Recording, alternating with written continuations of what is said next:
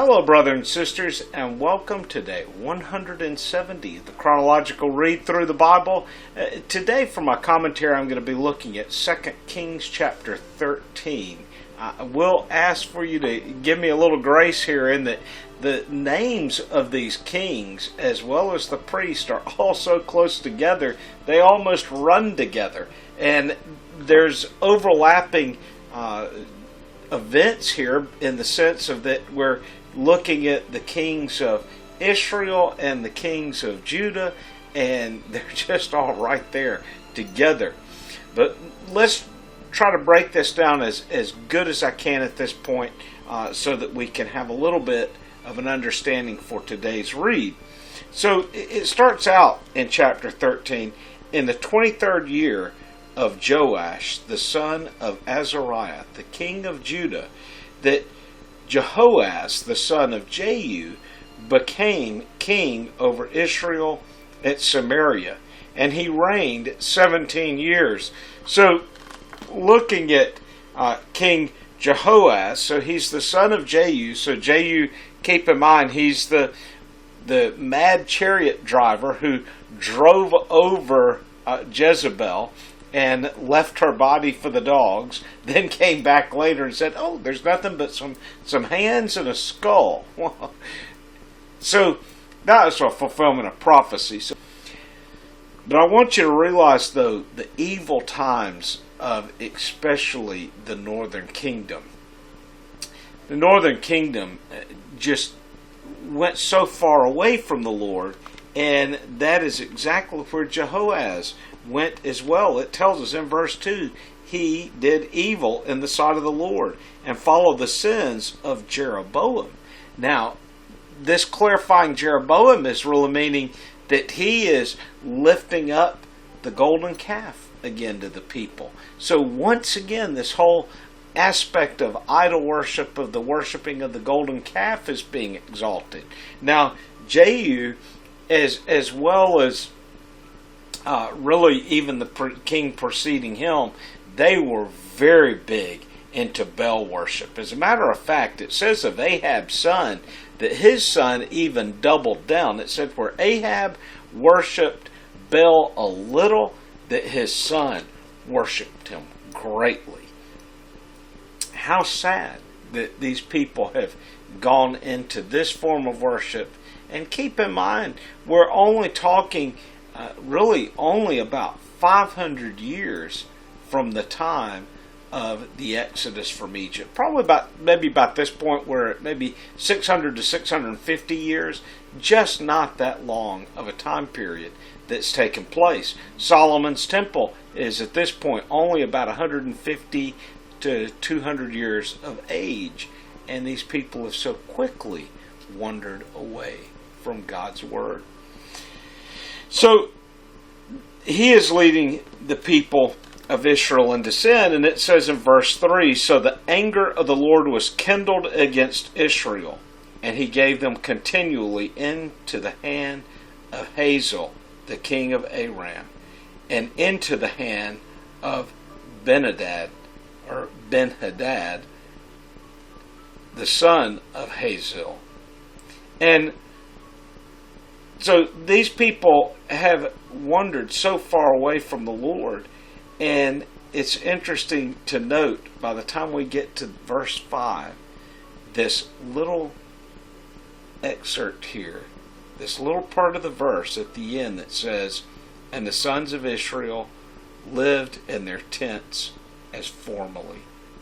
So all of these wars and battles and these attacks has made it so that the people are no longer living in the security of a home that they once were in.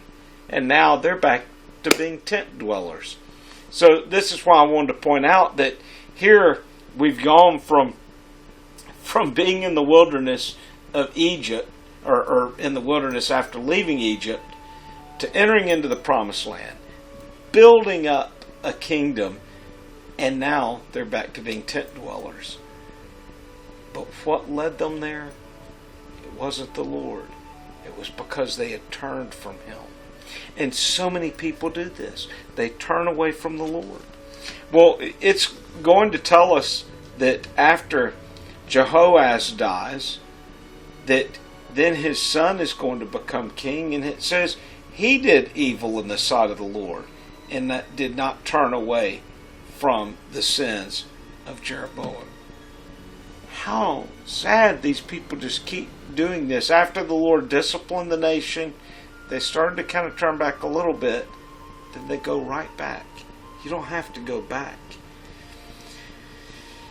Joash, it says, slept with his fathers, and Jeroboam sat on his throne, and Joash was buried in Samaria with the kings of Israel. When Elisha became sick with the illness of which he was to die, Joash, the king of Israel, came down to him and wept over him and said, my father, the chariots of Israel and its horsemen. Elisha said to him, take a bow and arrows. So he took a bow and arrows. And then he said to the king, put your hand on the bow. And he put his hand on the bow. And then Elisha laid his hands on the king's hands. He said, open the window towards the east. And he opened it. And then Elisha said, shoot. And he shot. And he said, the Lord's arrow of victory, even the arrow of victory over Aram. For you will defeat the Arameans at Espek until you have destroyed them. And then he said, take arrows. And he took them. And he said to the king, strike the ground. And he struck it 3 times and stopped. Now, this strike the ground, it really is, it's meaning like a repetitive hit of the ground. It's sort of this thing, though, of where he didn't tell him to stop. He didn't tell him only strike it 3 times. He said strike the ground. And the king struck it 3 times and stopped. And then it says in verse 19, so the man of God was angry with him and said, you should have struck it 5 or 6 times. Then you would have struck Aram until you would have destroyed it. But now you shall strike Aram only 3 times. I know you would say, well, that is odd. He wasn't given those instructions, but he was just told to strike the ground. A part of this is because these kings, remember, are not God-fearing kings. Though he's now come to Elisha, and he's looking to Elisha for aid, but his heart's not fully there. If it was in a sense, he would have said, we're getting rid of all the high places. We're destroying the golden calves. We're going to encourage the people to come back to the temple to worship in Jerusalem as the scriptures have commanded. But they didn't do that. You see, a lot of people in life will go to God when they're in a time of need. It's sort of the old story of there's no atheist in foxholes. Oh, they'll come to God when they need Him. But what about when you don't need Him? Are you crying out to Him then? Develop that relationship now. That was where Israel needed to be. That's where Judah needed to be. The kings of Judah, oftentimes they come so close to being right where God's called them to be, but they'll refuse to pull down the high places, or they'll refuse to rid the land of the false prophets. They allow those things to continue, and that gives way for the devil to keep his foothold there and even gain ground. Well, brothers and sisters, I do hope and pray that your day's gone well. Until tomorrow, God bless.